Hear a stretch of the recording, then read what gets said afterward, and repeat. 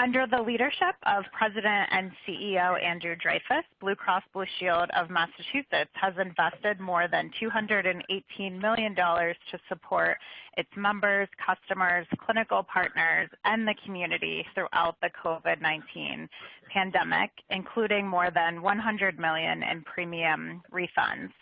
To hear more about these efforts, we are now joined by Katherine Dallow, the Vice President and Medical Director of Clinical Programs and Strategy at Blue Cross Blue Shield of Massachusetts. Katherine? Thank you, Katherine. It's a pleasure to be here, and I really appreciate the comments of my prior colleagues and hope to give a little bit of insight as to how the insurance industry has and will continue to support efforts across the spectrum. So, for a little context, when the pandemic hit our state, we acted immediately to balance the urgent needs of our nearly 3 million members, employer customers, clinical partners, and the community. We waived cost shares immediately for medically necessary COVID-19 testing and treatment, covered all in-network medical and mental health visits via telehealth at no cost to members. We broadened access to mental health services, knowing that would be a critical need, including actually permanently paying for behavioral health telehealth visits at in-person rates ever since, and increasing reimbursement for child psychiatry in particular. We acted swiftly to help our most vulnerable members, creating a COVID risk index that helped us to identify members at highest risk for contracting the virus based on comorbid conditions and other factors, and those who would also be at risk of experiencing severe symptoms. We used socioeconomic status and prioritized outreach, frankly, in COVID hotspots. To date, our nurse case managers have reached out to approximately 37,000 at-risk members to support their care.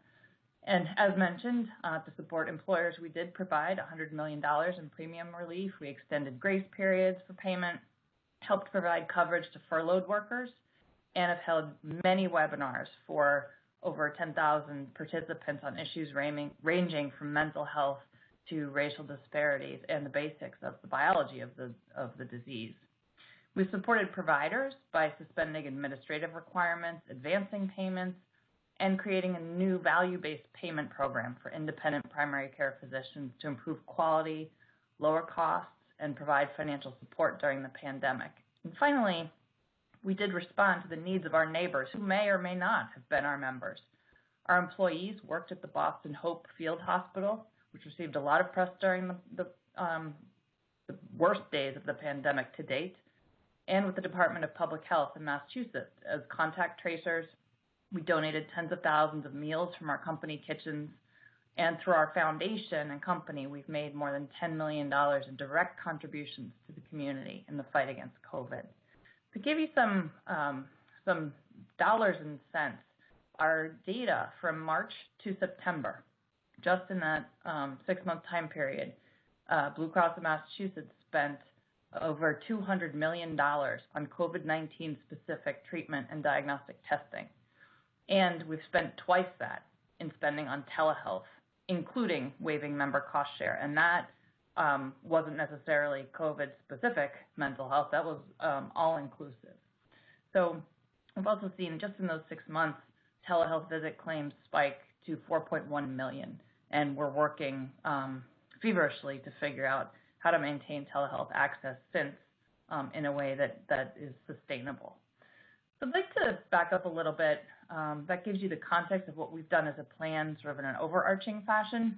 But now I want to switch to the topic that my prior presenters have been speaking on and talk about the role of the insurer as we see it in the vaccine distribution and rollout. So I really cannot stress enough the importance of insurers and federal, state, and municipal public health agencies linking arms and collaborating like no time in the past that we ever have. We work together today. We've worked together on many initiatives over the years, but nothing has required this level and complexity of collaboration before in modern U.S. health insurance history. And I believe Dr. Osterholm referenced that this goes back to the pandemic of 1918, and at that point, we were our scientific advances in this area and vaccine medicine were minuscule. and frankly non-existent. So really, communication and education of the public must be consistent, factual, and continual. We've heard a lot over the past several years, but especially this election season, about fake news. What we really need to do is band together with the new administration and make sure the facts are out there in a consistent way, and really make sure we repeat those facts and information as it's available. We personally at Blue Cross have broad-based social media channels that can and will be leveraged, frankly, to assist our DPH on publicizing messaging to our members, providers, and the general public. We have a brand journalism website that is available to anybody. We publish articles and facts on that in repeated fashion, whether someone's our member or not. They can access that information, and we've held many conversations with our local DPH awaiting some of the guidance that was just explained. This really is not about traditional employment or coverage concerns. This is about identifying people, as was just mentioned, appropriately for prioritized and staged vaccination and ensuring follow-up, as was already mentioned. I think what people don't really realize until they think on it is that data from many sources will be used and should be used to make sure that those who are the most vulnerable and are identified and vaccinated per federal and state prioritized guidelines. Now, some of those data sources can be direct care providers, hospitals, long-term care facilities, retail pharmacies have certain pieces of information, community centers, homeless shelters, schools, and insurers, to name a few.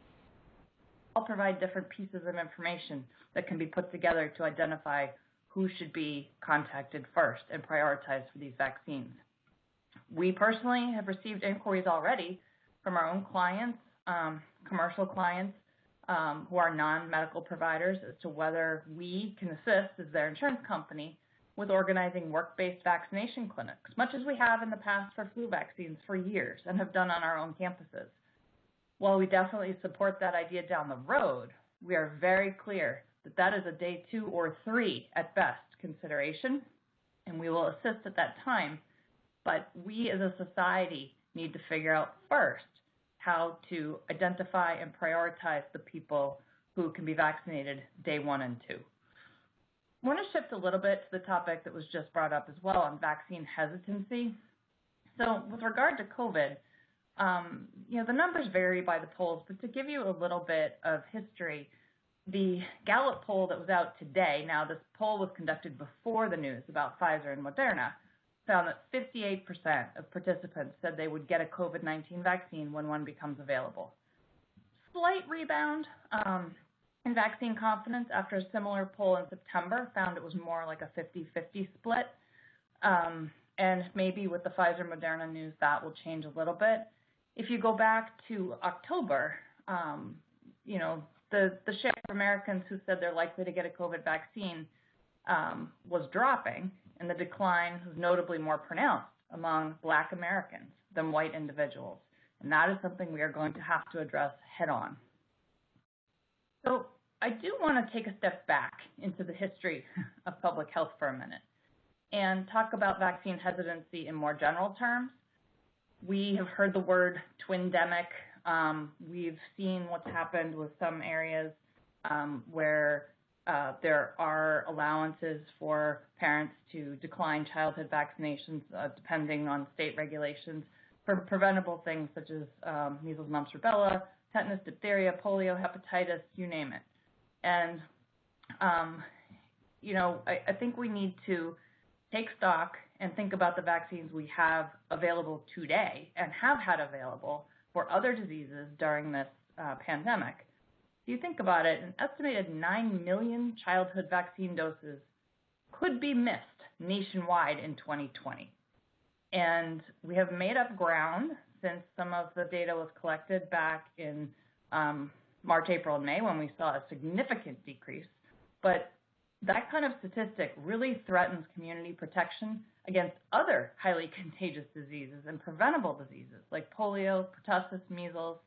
And we really think that by the end of the year, we are on track to have a decrease of up to 26% in childhood vaccination doses for things unrelated to COVID, which would simply compound any COVID exposure or infection and potentially devastate communities for whom herd immunity is not maintained because of this. According to new Blue Cross Association data, 40% of parents and legal guardians say their children missed vaccinations due to COVID-19. Again, we have made great strides in trying to get those made up, but we are not going to get to the full cohort by the end of the year. So, as we know, safe and effective vaccines help prevent 2 to 3 million deaths per year and are paramount to protecting the safety and health of Americans and the communities where we live.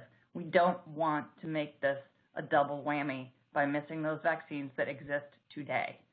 So to help spread vaccination awareness, we, as a Blue Cross provider, continue to partner with the medical community, local health groups, and others who support timely vaccinations, and we dispel the myths about vaccines as much as we can in our public websites as well. The last thing I want to touch on, unfortunately, is a topic that is fairly ugly, but that is really been front and center since the pandemic began, and many people that aren't in the insurance industry aren't as aware, but it relates to fraud, waste, and abuse. It's sad to say, but with all of this also comes an inevitable surge of fraud, waste, and abuse activities.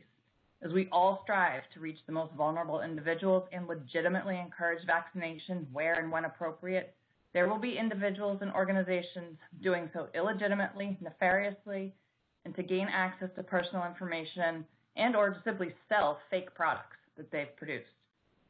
Here at Blue Cross, we routinely educate members about how to detect if an appropriate level of information is being requested by appropriate entities, whether that be by paper, web, or phone.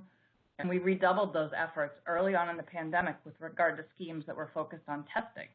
It was rampant.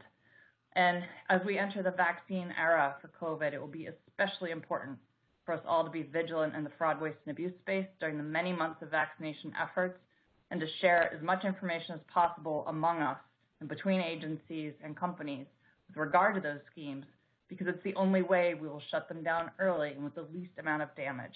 We can't have vaccine hesitancy compounded by fraud, waste, and abuse schemes, have people receiving therapies that they think are appropriate that are not, and simply creating misinformation and also putting people at risk of their personal data and healthcare being devastated. So I'll stop there. I know we want to stop for some questions, but I did want to mention that last part. Thank you so much for sharing Blue Cross Blue Shield of Massachusetts leadership and commitment to education and vaccine education. And it's great to hear about all of the great work that you're doing and will continue to do.